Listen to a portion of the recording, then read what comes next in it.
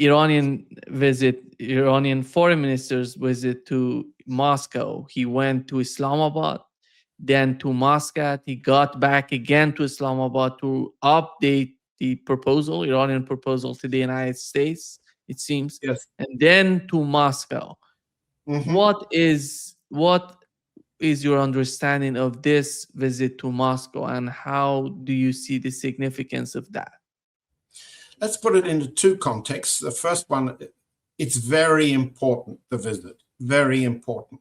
It couldn't be more important as the world tries to cope with this war. And it's now a global war in the economic sense. So it's then very important to notice that there's been a Russian media blackout. Mr. Araghchi went to the Kremlin, and something very important happened there, which I'll come to in a minute. But for the time being, the state media have almost blacked out what happened. Apart from reporting that the foreign minister, Ambassador Jalali, and the deputy foreign minister of Iran attended, there's been no commentary, no analysis in RIA Novosti, in RT, and in TASS. The Kremlin communique, and I'll just read it, makes a couple of important points buried in the language. First place, President Putin says he received a message from the supreme leader of Iran, and please convey to him my best wishes for his good health and well-being. What does that mean? It means that President Putin is saying Mojtaba Khamenei is alive and he hopes he's well. And that's intended to respond to the United States media and White House claims that the supreme leader is ill and unable to talk, first thing. Second, Putin says, and I'm looking down to quote it to get it exact so we can interpret what it really means. We see, says President Putin, how courageously and heroically the Iranian people are fighting for their independence and sovereignty.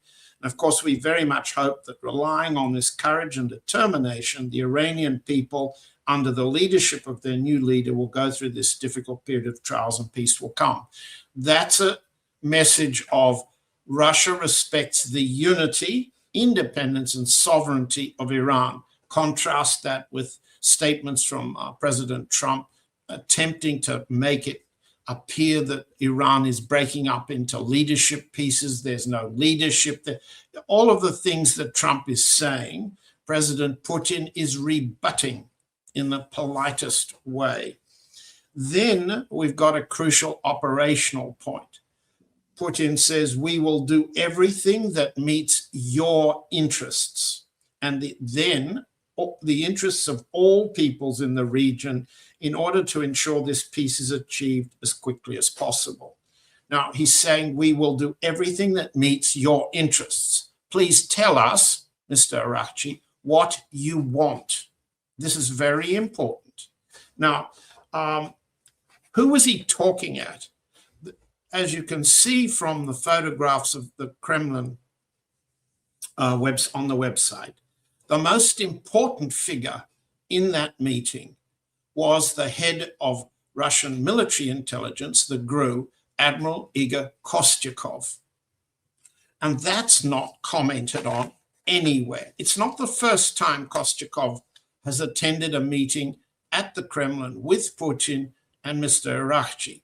It happened also when Araghchi came to meet Putin in the Kremlin, June 2025, after the attack on the American attack on the nuclear sites. Now, to have the Russian head of military intelligence meet is very important. Let's just use our imaginations, because there's no Russian press reporting of this. And for obvious reasons, the head of military intelligence, the senior intelligence service now that Russia's been at war for 4 years, does not talk to the press. So what do you think this man is there to talk about? Answer. He's going to say what Russia's military intelligence assessment is of current US deployments, the movement of US forces, both Marines, landing forces, amphibious forces, naval forces, air forces, and so forth and so on. He's going to give Araqchi the latest Russian satellite and all intelligence summary of what not only are US capabilities, what their targets appear to be, and what their intention is. That's why you have the senior intelligence officer of the country meeting. Second, he's going to discuss what the Russian side thinks Iran can do to neutralize and defend, remembering that President Putin is saying officially, we will do everything that meets your interests. So then we come to the question, what can Russia do to assist the Iranian side? You can imagine then Mr. Araqchi, who hasn't got a military person with him. He's got Ambassador Jalali and a deputy foreign minister. No military, no intelligence, no strategic, not the leader of the Iranian delegation, Mr. Ghalibaf, a former military officer. So what is being discussed is what can Russia do now on intelligence, on defense electronics, satellite, we don't need to go through the details, a resupply of what Iran might be needing, attempts to break the blockade that Iran might be wanting, and a key issue, how can the Russian-Iranian partnership, which then Mr. Araqchi emphasizes both in his recorded Kremlin communique and in the tweet, what can that combination do to deter the United States from whatever they've discussed as possible US intentions? Now, that's a big menu. It's very important. And it's surprising to see that the Russian state media are not reporting anything like I've just said. I've just said the obvious. Yes, I'm a Russian correspondent, but why don't they do the obvious? The answer is that there is a serious problem on the Russian side. And Mr. Yuri Ushakov, the president's foreign affairs spokesman and advisor, former Russian ambassador to the United States, spells it out. And I'll try and explain it. What Ushakov has said in a brief remark to Pavel Zarubin. Zarubin is one of those Russian TV correspondents who's very close to and personally favored by the president. And he gets 2 or 3 minutes of camera and film with Putin and anyone else Putin allows, in this case Ushakov, to explain what's really going on. Only it's what they want to explain. What Ushakov said is very interesting. What he says is, and this is in TASS, so I'm reading it. Zarubin asked Ushakov, what does he think the meeting with Araqchi and Putin might be interpreted in the United States? Just think about that for a minute. Russia is in a partnership discussion run by the head of military intelligence in Russia at this point of the war, and a Russian correspondent says, do you think the United States might be offended? That's what he said. That was the question. Here's the answer. No, says Mr. Ushakov, the Americans shouldn't be offended. No one has voiced anything negative about it. Why should they? This is part, I'm still quoting Ushakov, of regular diplomatic work, plus bearing in mind Russia's involvement in the Iranian settlement issue, it's only natural that we meet with Araqchi, not Mr., who has something to tell us, I guess. Now, he said a bit more. he went on to tell Zarubin, I'm quoting, we will analyze what he will say and analyze against the background of today's conversation the signals that we have received from both the Americans and the Israelis, and then we will see what to do. In other words, Ushakov is saying, we're not so strategically partnered with Iran, and we're not so determined to meet all of their needs as to deny that we will balance between the United States, Israel, and Iran in this war. Excuse me, are we all listening here? The spokesman for the president of Russia said we are going to balance what we will do between the United States, Israel, and Iran. But wait a minute, isn't the Russian position, as clearly expressed by the foreign minister, Sergei Lavrov, repeatedly by the foreign ministry, by everyone, that there is no balance here? The United States and Israel launched an unprovoked aggression violating just about every rule of the United Nations Charter, international law, human rights law, etc., etc., etc., with genocidal intention. And yet, Ushakov is saying, we're going to balance what we've heard from the Americans, from the Israelis, making them equal. Now, this is a serious point that needs to be understood here. So what's then to be understood is that President Putin is delegating the management of support for Iran to the Russian General Staff. And Ushakov is saying Putin is still managing to be as appeasing, ingratiating with Trump as is possible to be. How do we know how appeasing and ingratiating? Because we have the word of Kirill Dmitriev, the president's special negotiator for the Americans, in particular for Witkoff and Kushner, the two negotiators Iran is reluctant to even talk to for very good reason. Okay, so Dmitriev has totally ignored every aspect of this war and keeps hammering the Europeans on the first place and endorsing and supporting President Trump in the second place.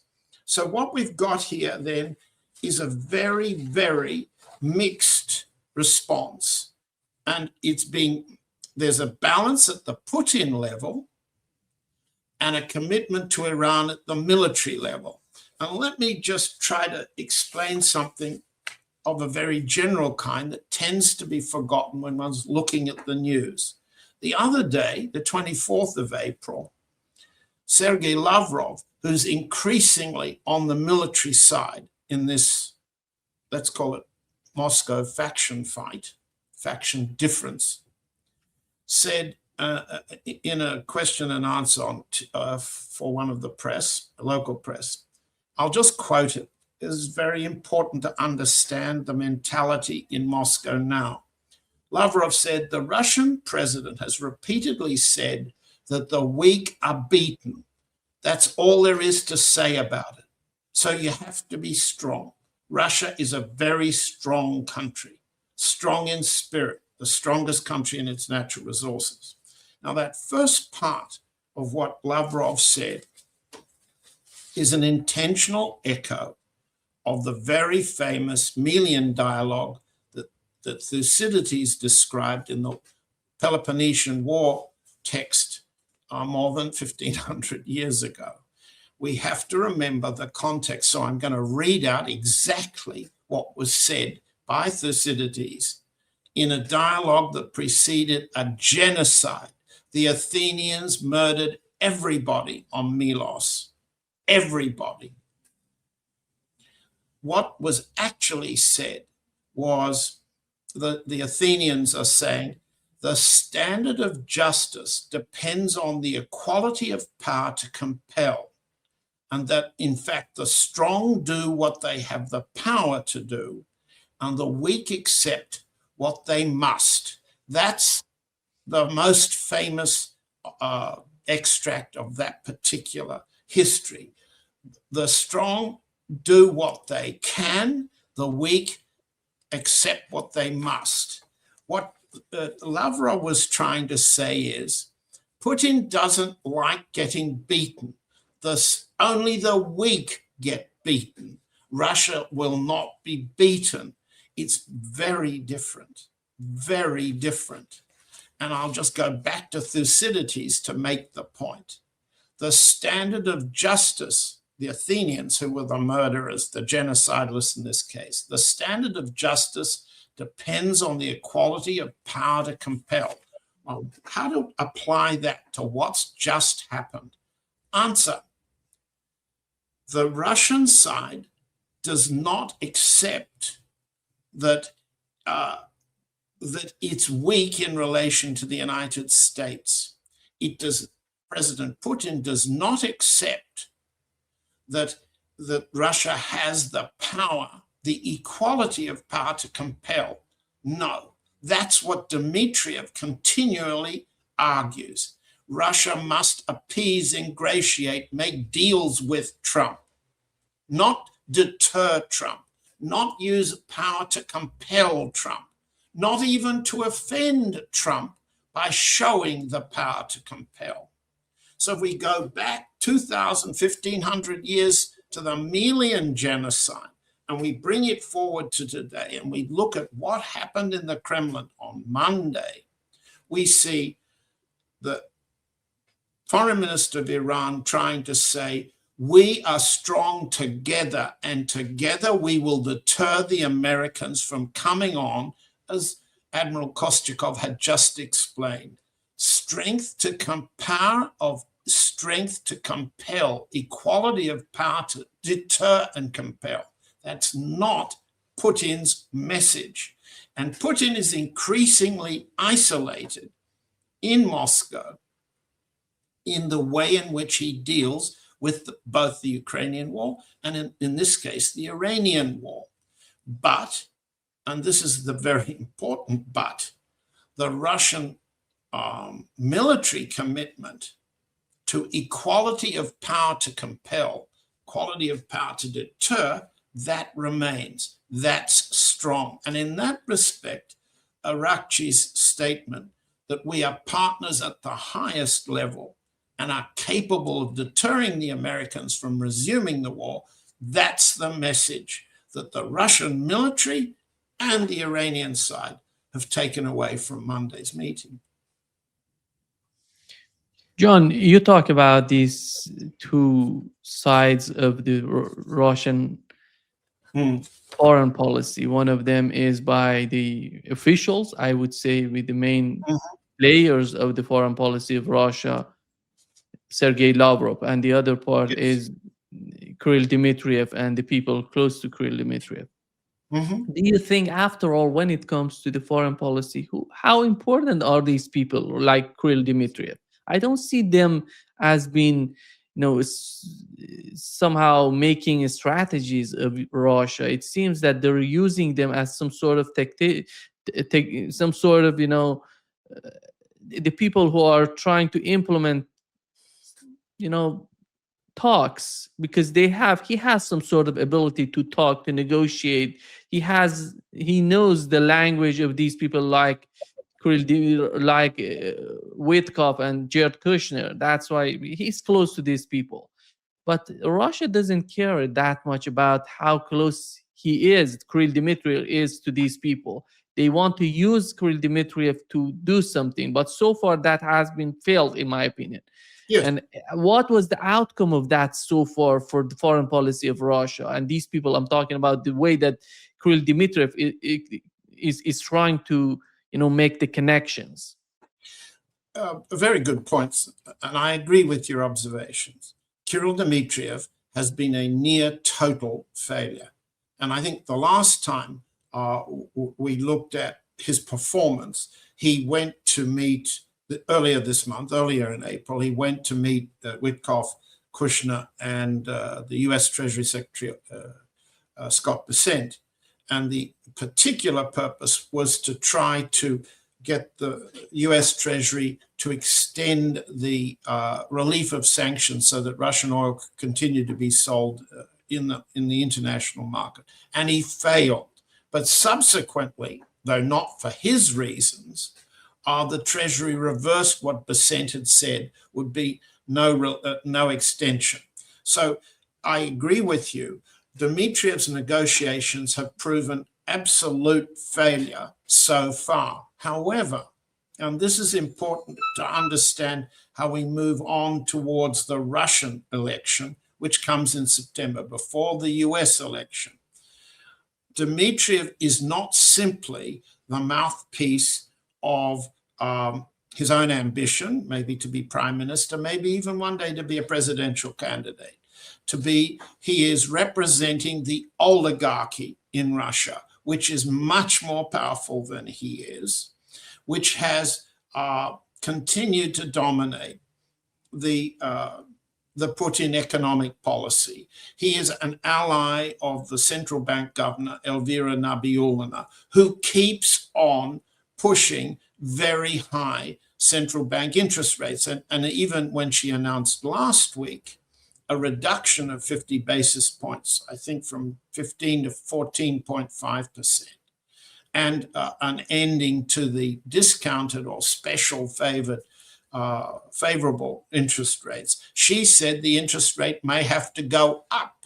Now, President Putin, facing what Nabiullina is doing with his support, has said, yes, Russia, and he said it in the meeting with economic ministers last week, Russia is in a recession, minus 1.8% loss of GDP year on year in the month of January and February.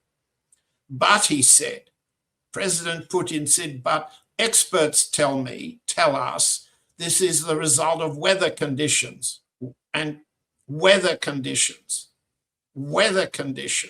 You don't go to an election telling people suffering far worse than minus 1.5% negative growth, that what they're suffering from is from the weather.